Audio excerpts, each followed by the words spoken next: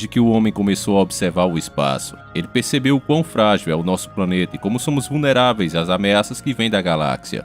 Podemos ser aniquilados a qualquer momento, como aconteceu com os dinossauros, onde um pedaço de rocha medindo 10 km de diâmetro mudou toda a vida que ali se encontrava. Já aconteceu antes e vai acontecer de novo. A pergunta é quando será? Exatamente agora que você está vendo esse vídeo, pode ter um assassino cósmico viajando longas distâncias pelo universo, com um único propósito: a nossa total aniquilação. Será que a NASA sabe de alguma coisa e vem escondendo de nós? Há um corpo gigantesco e pesado oculto bem aqui no nosso sistema solar. Evidências demonstram que é ou uma estrela ou um anã marrom. Talvez se trate de um planeta gigantesco gasoso. Ele está em atividade nos confins mais distantes do nosso sistema solar, muito além do planeta Plutão. De acordo com o Brit Newspaper, a medida do objeto é 4 vezes maior que o tamanho de Júpiter. Especialistas já disseram que a presença de um objeto com tamanha massa poderia explicar por que uma grande quantidade de cometas está vindo daquela direção. Em 1906, 2 astrônomos perceberam uma ligeira mudança na órbita de Urano e Netuno. A grande pergunta que eles se faziam era o que seria capaz de fazer isso. Essa resposta só viria muitos anos depois, quando o homem foi capaz de lançar seus satélites artificiais pelo espaço. Isso deu uma grande repercussão na mídia. O jornal Detroit News foi um dos primeiros a espalhar a notícia. A matéria que eles fizeram dizia o seguinte, e eu irei traduzir para vocês a partir de agora. Um corpo celeste, possivelmente tão grande como o planeta Júpiter, e possivelmente tão perto da Terra que poderia ser parte desse sistema solar. Ele foi encontrado na direção da constelação de Órion, pelo satélite infravermelho dos Estados Unidos. Esse objeto é muito misterioso. Os astrônomos não sabem se é um cometa gigante ou um planeta.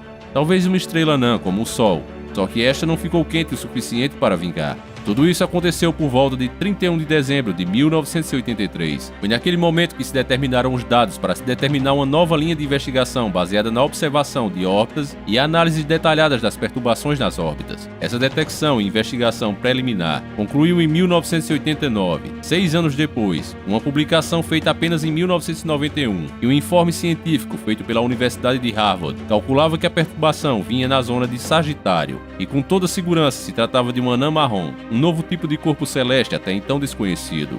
Alguns afirmam que ele faz a órbita a cada 370 anos. Quem não manja muito pode até dizer, e daí? Qual é o problema disso? O perigo é muito grande, meu caro amigo. Quando essa estrela, o planeta, a verdade é que ninguém sabe com certeza o que é, mas quando esse corpo faz sua viagem, se afastando do nosso planeta, e indo à galáxia vizinha e voltando para nossa direção, de novo, ele traz com ele todos os detritos que estavam vagando sem rumo pelo espaço. Ou seja, tudo que é mazela, perigoso para nós, é atraído pela grande gravidade desse troço, formando um lençol de porcaria. Esses objetos podem se desprender a qualquer momento e atingir nosso planeta. Muitos acreditam que foi assim na era dos dinossauros. O meteoro que se acredita que atingiu a Terra naquela época pode ter vindo no rastro da poeira de Nibiru quando este cruzou nosso sistema solar pela última vez, atraído pela enorme gravidade que exerce. Além disso, dependendo do que seja, um anão vermelho com 4 vezes o tamanho de Júpiter, ou um planeta com 3 vezes o tamanho da Terra, que alguns acreditam. Seja um ou outro, ele vai bagunçar com as órbitas dos planetas, e dependendo do seu tamanho, até com a do Sol. Talvez por saber dessa verdade, a NASA esconde de todos nós essa dura realidade. O que apoia essa teoria é o fato de quando você digitava uma certa coordenada no espaço, no Google Terra, havia uma censura colocada propositalmente, como você pode conferir nessa imagem. Isso chamou a atenção de muitos observadores. Então um funcionário anônimo do Observatório do Polo Sul,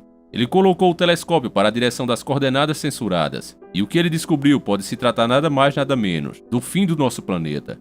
Ele disponibilizou nas redes sociais essas imagens ultra secretas que você está vendo agora. Isso era o que estava oculto e escondido de todos nós, censurados pela NASA, infelizmente pelo sensacionalismo de alguns sites, YouTubes e a própria mídia. Essa informação hoje caiu em total descrédito. Isso é o que acontece quando só se pensa em audiência. O sensacionalismo barato que até rendeu um filme dizendo que em 2012 o planeta X atingiria a Terra. Isso infelizmente deu a oportunidade para a NASA continuar negando e dizer que aquilo é apenas um planeta qualquer. E muito provavelmente está se afastando da nossa galáxia. Só que especialistas sérios continuaram observando e dentro de poucos meses descobriram que a estrela continua se aproximando. E o pior é que vem fazendo isso muito rapidamente. Veja a foto da comparação da imagem, tirada em maio e depois em setembro. Você percebe aí claramente que ela se aproximou muito. Por causa dessa pilantragem da NASA de negar tudo, muitos astrônomos que não são cegos começaram a fazer pesquisas por conta própria. Gil Boussard é um deles. Ele descobriu, rastreando a suposta órbita do planeta X, que a NASA estaria enviando suas sondas espaciais à órbita do planeta. O que é muito estranho, porque se eles dizem que não tem nada por lá, por que é que estão enviando as sondas para nada? Não foi apenas uma. Ele acredita que a sonda Voyager 1 e 2 e também a Pioneer 10 e 11 tem esse objetivo secreto como missão. Ele diz que até a New Horizon também pode ter esse mesmo objetivo, rastrear Nibiru, o planeta X. A curiosidade maior sobre todo esse assunto vem das religiões. É incrível como as mais diversas religiões por todo o mundo e épocas remotas relatam alguma coisa sobre esse planeta. É claro que cada uma chama por um nome diferente, e nós vamos ver aqui algumas das mais interessantes. Há muito tempo existia um povo chamado hoje de Sumérios. Eles são um dos mais antigos povos da Mesopotâmia, há cerca de 5.000 anos. A cultura suméria tornou-se uma das mais avançadas da antiguidade. Eles foram inventores da primeira linguagem escrita que se tem notícia. Eles deixaram diversos registros históricos em tábuas de argila, e elas permaneceram indecifráveis em museus europeus por séculos. Mais tarde descobriu-se que os campos de estudo da antiga civilização tinham astronomia, e aparentemente eles tinham uma noção muito interessante do universo, e isso tratando-se de 3.500 anos antes de Cristo. Os escritos e representações sumérias já organizavam o sistema solar de uma forma muito similar à que sabemos hoje. Era composta por 12 planetas, consideravam a Lua entre eles, que orbitava em torno do Sol. Eles viam a Lua como um planeta. Porém, além dos 2 corpos celestes já citados, de Plutão, que recentemente foi rebaixado a planeta não, e de outros 8 conhecidos nossos como Mercúrio, Vênus, Terra, Marte, Júpiter, Saturno, Urano e Netuno. Mas ainda está faltando mais um planeta na lista dos sumérios. E que planeta seria esse? Se fazendo essa mesma pergunta ao historiador Zacarias Sitdinger, ele viveu entre 1920 e 2010. Esse cara pesquisou a fundo os sumérios, praticamente dedicou toda a sua vida a isso. Ele queria saber qual planeta estava faltando no mapa solar sumério. Analisando a mitologia suméria, ele descobriu que o tal planeta seria o Niberus. Segundo a crença deles, era a terra natal de gigantes como os Anunnakis. Os egípcios, depois dos sumérios, são os que mais deixam os pesquisadores intrigados. Eles chamam o planeta X de O Destruidor, e o símbolo que eles usavam para representar o Sol alado simplesmente deixou os astrônomos de queixo caído, pois ele é idêntico aos campos magnéticos do planeta X. Observem você com seus próprios olhos. Reparem bem nas duas imagens. Seria isso apenas uma coincidência? E as informações sobre esse planeta não param por aí. Os babilônios chamavam de Marduk, os celtas de O Assustador, ou O Aterrorizador. Por incrível que pareça, o nome que mais mete medo foi dado pelos astrônomos, que o batizaram de Nêmesis, ou Estrela da Morte. Pra mim, provando que anime também é cultura. A versão que Shurato mostrou é a mais top. O anime é baseado nos mitos budistas e hindus. A deusa criadora, Vishnu, que governa o mundo celestial mantido com sua energia, enfrentou a deusa Shiva, que é a deusa da destruição. No começo da criação, quando as duas se enfrentaram, Vishnu conseguiu vencer, mas não tinha como destruir a sua inimiga, pois ela era imortal. Então ela criou um planeta prisão e prendeu Shiva e seu povo nele. Depois os atirou para longe no espaço. Só que em tempos, a órbita do planeta se aproxima do reino celestial, nome dado ao planeta de Vishnu, e é nessa época que começa sempre uma nova guerra entre o bem e o mal. E aí eu pergunto a você, meu caro amigo, anime é ou não é cultura? Pelo menos na nossa época era.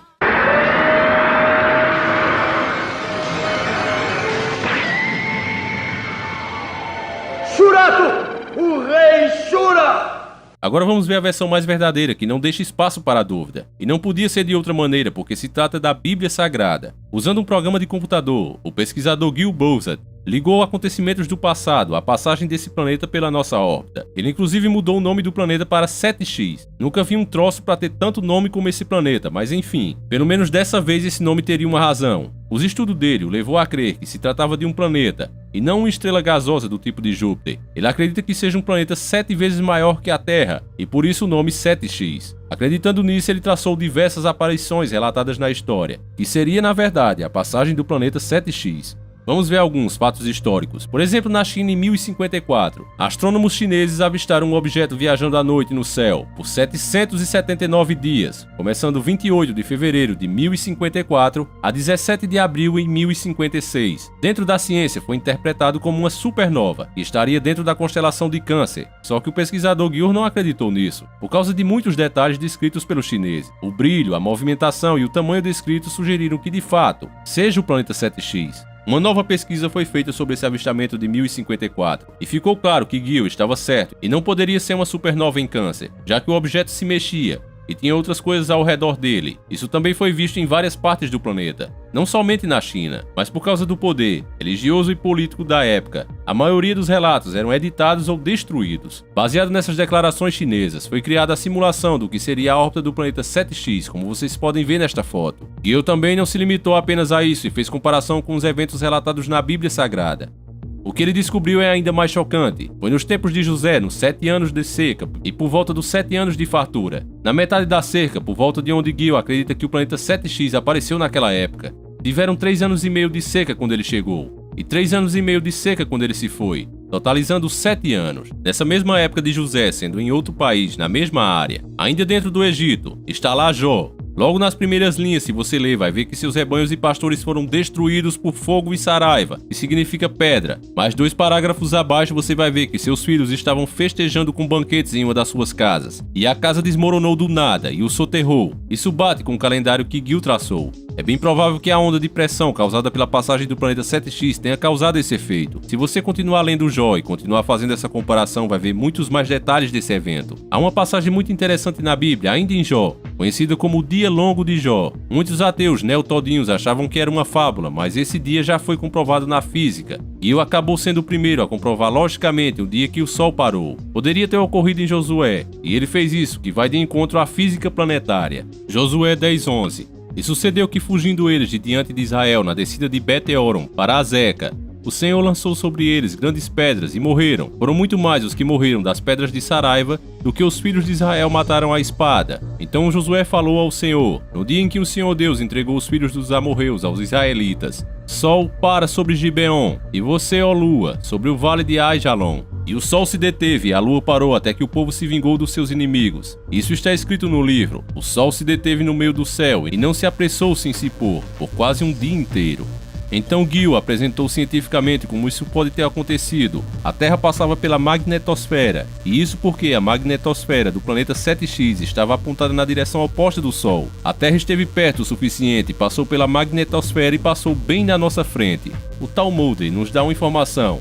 Lá diz que Josué e seu exército viram um objeto que era 15 vezes maior que a Lua. Então, vendo essa história pelo lado científico, nós podemos perceber que a Terra desacelerou e deu 15 horas a mais de luz para que Israel pudesse derrotar os inimigos. Deus os avisou um dia anteriormente para que eles fossem derrotar os inimigos, que eram 10 vezes maior em números. Eram 30 mil soldados de Josué contra 300 mil do inimigo.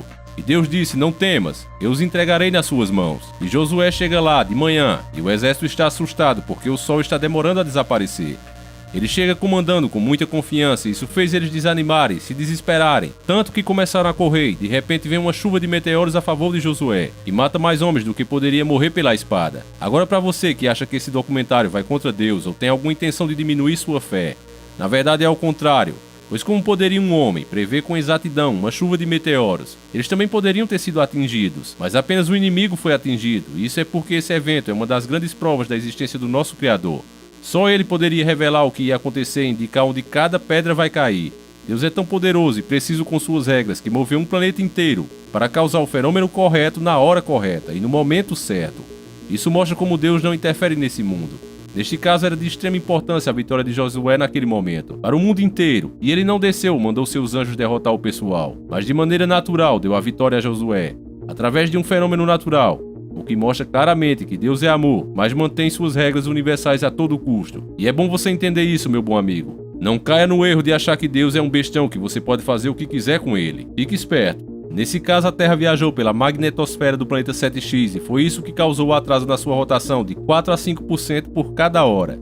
Basta analisar e você verá a Terra parando como a Bíblia afirma. O rei Ezequias, em Isaías, foi muito importante também. Nós podemos observar os dias no calendário sendo mudados na Bíblia, e bem naquele tempo e também circularmente no mundo todo. Basicamente em todo o mundo globalmente. Quando você pesquisa sobre os mais diversos calendários, você vai ver que todos eles mudaram de 360 dias para 365. A pergunta é o que aconteceu para que todos resolvessem mudar o seu calendário assim.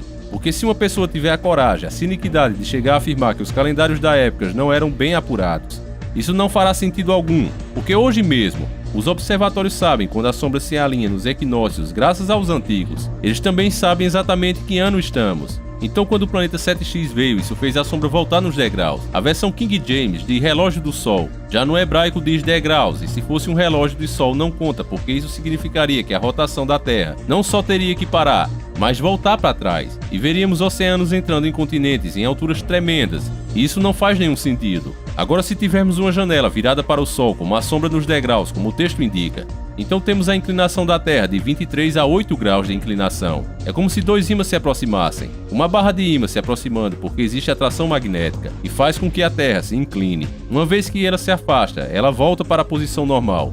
Exceto pelos deslizes das costas, os continentes deslizam um pouco. Deve-se também considerar o mesmo motivo de deslocamento dos polos, o que aconteceu nos tempos de Jó, porque não foi permanente, mas sim temporário. Mas teríamos em algumas partes por conta dos deslizes das costas, já que elas estão acomodadas em cima das crostas oceânicas. Elas não estão coladas lá.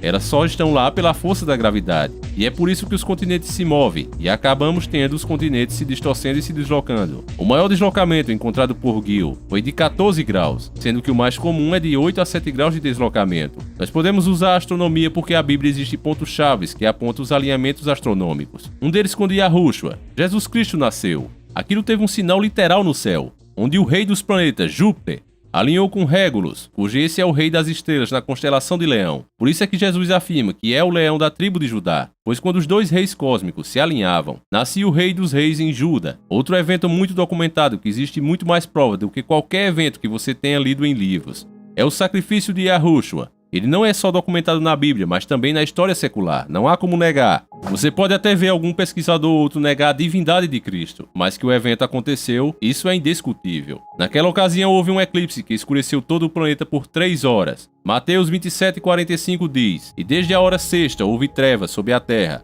até a hora nona." Mateus 27:46. "E perto da hora exclamou Jesus em alta voz: Elei, Elei, lama sabachthani." Isto é, Deus meu Deus, por que me desamparaste? Mateus 27:50. "E Jesus clamando outra vez com grande voz, rendeu o espírito." Mateus 27:51. "Eis que o véu do templo se rasgou em 2, do alto a baixo, e tremeu a terra, e denderam-se as pedras." A lua em eclipse solar, nós precisamos da lua entre a terra e o sol. Ela só consegue escurecer a terra por 3 minutos, ou no máximo por 7 minutos e meio. E isso acontece apenas em uma parte da terra, jamais nela inteira. Para deixar o nosso planeta no escuro por 3 horas, é preciso um objeto com 7 vezes o tamanho da Terra em uma distância considerável. Aí sim teríamos 3 horas de escuridão. Isso aconteceu na Páscoa, significando que a Lua estava do lado errado da Terra. Teríamos que colocar uma Lua nova para fazer um eclipse solar, e não uma Lua cheia como é requerida para a Páscoa. Isso nos dá a entender que estamos a falar de um evento com a presença de um terceiro objeto. No êxodo do Egito, ao invés de 3 horas de escuridão, tivemos 3 dias. Êxodo 10:21. "Então disse o Senhor a Moisés, estenda a tua mão para o céu. E Moisés então estendeu sua mão, e vieram trevas espessas em toda a terra do Egito pelos 3 dias. E não foram só os 3 dias de escuridão, mas também caiu fogo do céu." Êxodo 9:23. "E Moisés estendeu sua vara para o céu, e o Senhor deu trovões e saraiva, e o fogo corria pela terra, e o Senhor fez chover saraiva pela terra do Egito." Êxodo 9:24. "E havia saraiva e fogo misturado entre a saraiva, tão grande o qual nunca houve na terra do Egito, desde que veio a ser uma nação."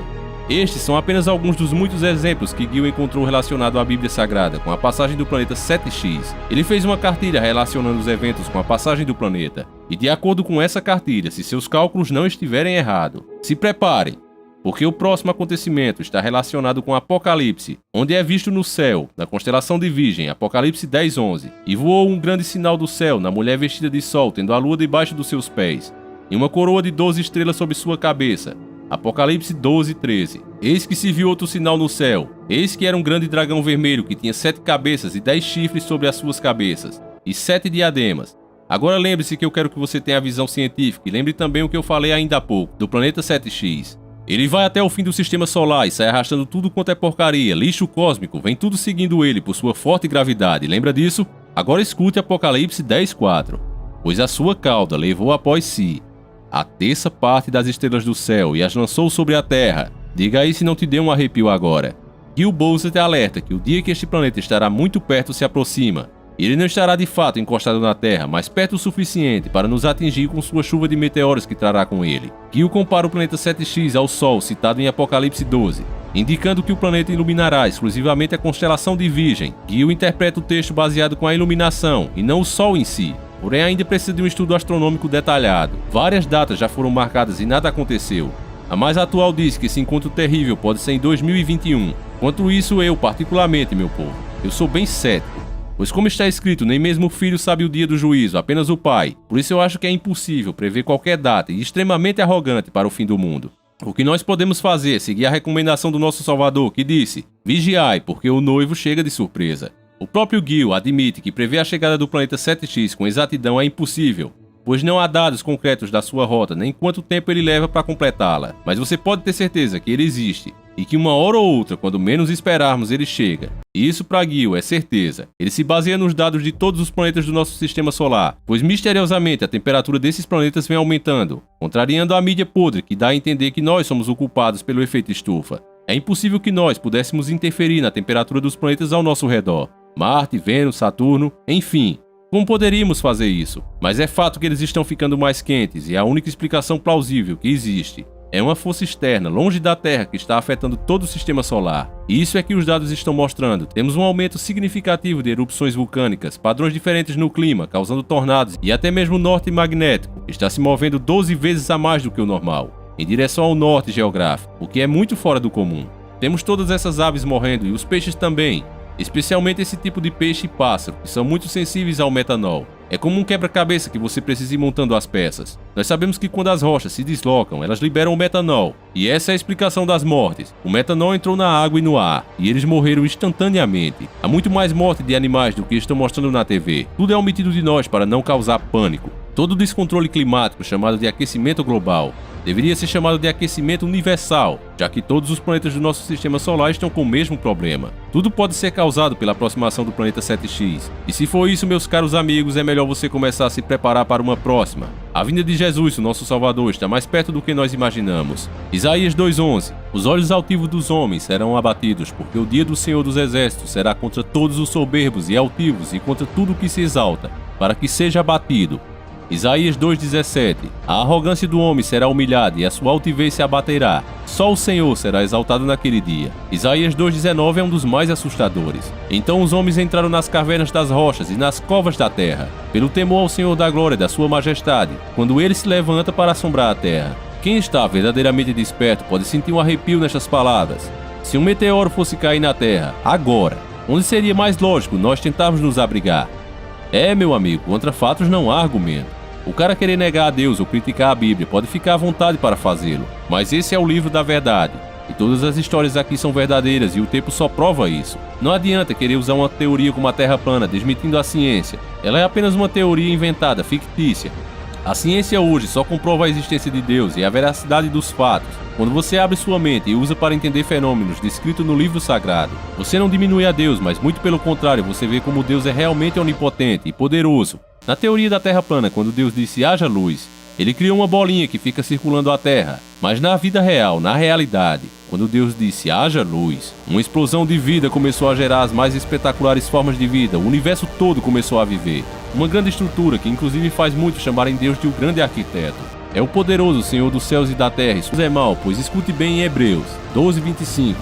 Cuidado, não rejeitem aquele que fala. Se os que se recusaram a ouvir os que advertiam na terra não escaparam, quanto mais nós se nos desviarmos daquele que nos adverte do céu. Hebreus 10:26. Aquele cuja voz outrora abalou a terra, agora promete: ainda uma vez abalarei não somente a terra, mas de igual modo todo o céu. Espero que todos tenham entendido e gostado, porque esse vídeo deu muito trabalho. É bom você pensar bem e rever conceitos antigos sobre questões da sua vida. Não deixe para amanhã o que você pode fazer hoje. Saiba que Jesus é o caminho e o resto é só ilusão. A verdade está aí, embora tente esconder e semear a dúvida comparando o cristianismo com outras religiões. Nenhuma tem tantos acontecimentos históricos comprovados como a Bíblia. É o verdadeiro livro do passado e futuro porque vem diretamente de Deus. Pense nisso, meu amigo, porque esse vídeo acaba aqui. Eu espero que você tenha gostado e, acima de tudo, entendido.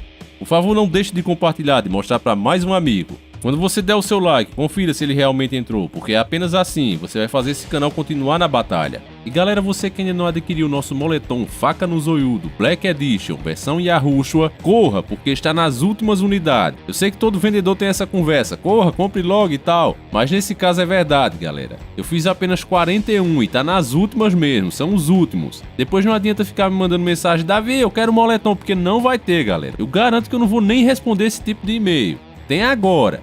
E não há previsão nenhuma para ter mais. E quando tiver não vai ser do mesmo jeito, eu nunca lanço o mesmo produto. Sempre muda alguma coisa, é versão exclusiva, porque assim eu quero que seja. Cada um que compra uma das nossas versões compra uma coisa única. Essa foi para comemorar os 250 mil inscritos. Provavelmente terá outro produto com 300 mil, mas vai ser totalmente diferente desse, isso eu garanto. Então você que quer participar da nossa comemoração, quer ajudar o nosso canal a continuar e quer pegar uma coisa de qualidade, todo bordado, não tem nada de prensado. Só essa ribana, para vocês terem ideia, demorou 60 dias para ficar pronto, foi feita por encomenda, altamente resistente e de ótima qualidade. Desafio outro, qualquer YouTube que tenha um pelo menos parecido.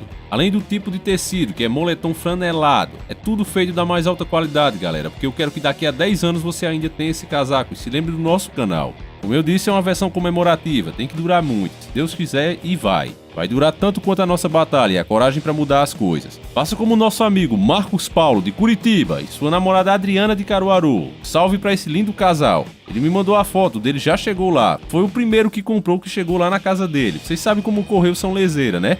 Mas ele foi o primeiro, hein, galera? Então parabéns aí, meu amigo Marcos Paulo.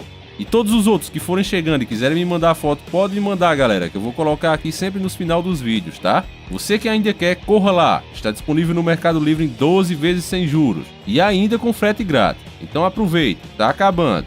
Eu vou anunciar enquanto tiver pelo menos um, depois já era. Tem tamanho MG, com as medidas lá nas fotos, como você tá vendo aí. Então fiquem todos com Deus, nós nos encontraremos aqui, se assim o Criador permitir, na próxima quarta-feira.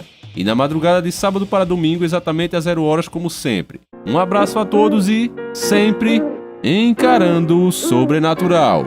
E faca no zoiudo.